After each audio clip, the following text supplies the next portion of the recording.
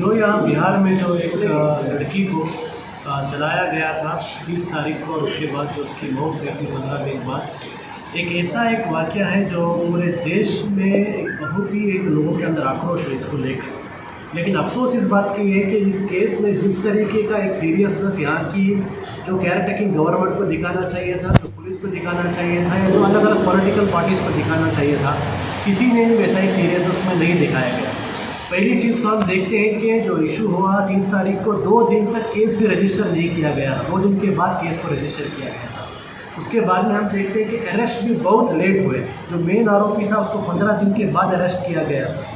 सारे चीज़ों में ऐसा चीज़ सामने आता है कि पहले एक तरफ जो बीजेपी गवर्नमेंट सेंटर में और स्टेट में भी जो उनकी अलायंस में गवर्नमेंट है, लोग एक तरफ बेटी बचाओ की बातें करते हैं, लेकिन जब स्टेट के अंदर ऐसी बच्चियों को जलाया जा रहा था, बच्चियों पर हमला हो रहा था, हम देख रहे हैं कि कोई भी एक्शन उन पर नहीं हो रहा है। उसके बदले हम यहाँ पर देख रहे हैं कि एक लंबा दौरा 15 दिन वक्त लेती है पुलिस यहाँ पर केस को दबाने के लिए।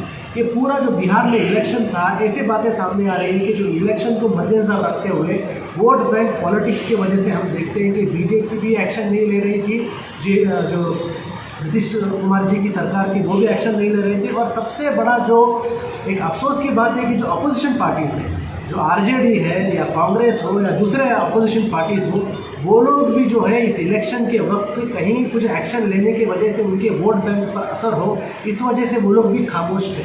तो एक बहुत ही बहुत ही खंडनीय काम हम यहाँ पर देखते हैं।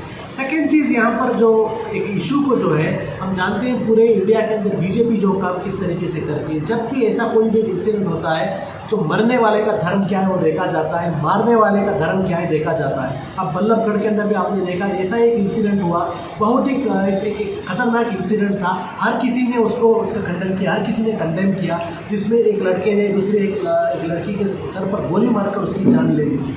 उस वक्त हम देखते हैं कि बीजेपी जिस तरीके से रास्ते पर आ गई थी और बड़े बड़े डिमांड कर रहे थे, वैसा ही डिमांड हम लोग यहाँ पर नहीं देख रहे। जो बीजेपी के बड़े बड़े लीडर सरकार में रह के वहाँ पर बात कर रहे थे, यहाँ पर बात नहीं कर रहे, क्योंकि फ़र्क सिर्फ इतना है कि मरने वाले का धर्म और मारने वाले का धर्म अलग है। तो जब आप इंसानियत की बात करते हैं, जब आप औरतों को बचाने की बात करते हैं, तो क्या आपका जो ज़मीर है वो मरने वाले का धर्म देखकर जागता है क्या? कि मरने वाले के धर्म के बुनियाद पर ही आपका ज़मीर जागेगा कि एक्शन, पुलिस का एक्शन, गवर्नमेंट का एक्शन, लीगल एक्शन, ये सारे चीज़ के मरने और मारने वाले का धर्म देख के, यहाँ पर मरने वाली एक मुस्लिम लड़की है इसलिए कि आपका ज़मीर नहीं जागता? तो ये सवाल हम लोग पूछना चाहते हैं। दूसरा चीज़ जो हम यहाँ पर डिमांड करते हैं कि जो बच्ची मरी है उसके घर वालों को 50 लाख का कंपेंसेशन मिलना चाहिए। अब तक कोई कंपेंसेशन नहीं मिला है। इमरजेंसी हम डिमांड करते हैं गवर्नमेंट से, स्टेट गवर्नमेंट से, कि 50 लाख का कंपेंसेशन वहाँ पर देना है। दूसरा डिमांड हमारा ये है कि जो भी 2 लोग अरेस्ट हुए हैं इनके ऊपर स्ट्रिक्ट सेक्शंस लगा दें, क्योंकि क्या होता है कि ऐसे केसेस में लोगों को और मीडिया को सेटिस्फाई करने के लिए पुलिस क्या करती है, एकदम कमज़ोर सेक्शंस लगा देती है। एफआईआर और चार्जशीट को इतना कमज़ोर बना देती है कि जब आगे कोर्ट में जब केस जाता है जजेस कुछ कर ही नहीं सकते, क्योंकि केस को इतना कमज़ोर बना दिया जाता है। तो यहाँ पर हमारा रिक्वेस्ट है, मीडिया से भी ये चीज़ का हम रिक्वेस्ट करते हैं, पुलिस से भी हम ये डिमांड करते हैं कि केस को स्ट्रॉन्ग बनाया जाए। और मीडिया से रिक्वेस्ट है कि आप भी ऑब्जर्व कीजिए कि इस केस के अंदर एकदम स्ट्रॉन्ग सेक्शंस लगाए जाए और केस को इतना मजबूत बनाया जाए ताकि जो भी आरोपी हैं वो बचे ना। और तीसरा डिमांड हम लोग इसमें यहाँ पर ये कर रहे हैं, ऐसे जब भी इश्यूज़ होते हैं हम देखते हैं कि ये इशू जब होता है, हादसा जब होता है, चंद दिन बहुत सारे आवाज़ होते हैं, उसके बाद में आवाज़ दब जाता है। उस वक्त लोकल पॉलिटिशियंस, उस वक्त जिन्होंने जुर्म किया है उनकी फैमिली या उनके जो लोग या फिर पुलिस, पॉलिटिशियन, ये सब लोग मिलकर इस फैमिली को मजबूर करते हैं, ये फैमिली पर प्रेशर डालते हैं कि ताकि वो केस को वापस ले या कॉम्प्रोमाइज़ मोड में आ जाए। तो यहाँ पर हम ये भी डिमांड करते हैं पुलिस से कि इनको प्रोटेक्शन दिया जाए, इंश्योर किया जाए कि इन पर कोई भी प्रेशर ना हो। और मीडिया से भी हम लोग ये रिक्वेस्ट करते हैं कि इस केस को ऐसे ही आप लोग इशू में रखें, इस पर ऑब्जर्वेशन रखें, ताकि कहीं पर भी इस केस में कोई भी ऐसा एक प्रेशर पॉलिटिक्स ना किया जाए जिसकी वजह से इंसाफ ना हो। और तीसरी चीज़, पॉपुलर फ्रंट ऑफ इंडिया इस केस में उस विक्टिम फैमिली के साथ है। जो लीगल मदद करने वाला किसी मुस्लिम धर्म का है, किसी क्रिश्चियन धर्म का है, कोई और धर्म का, तब हम खामोश रहेंगे।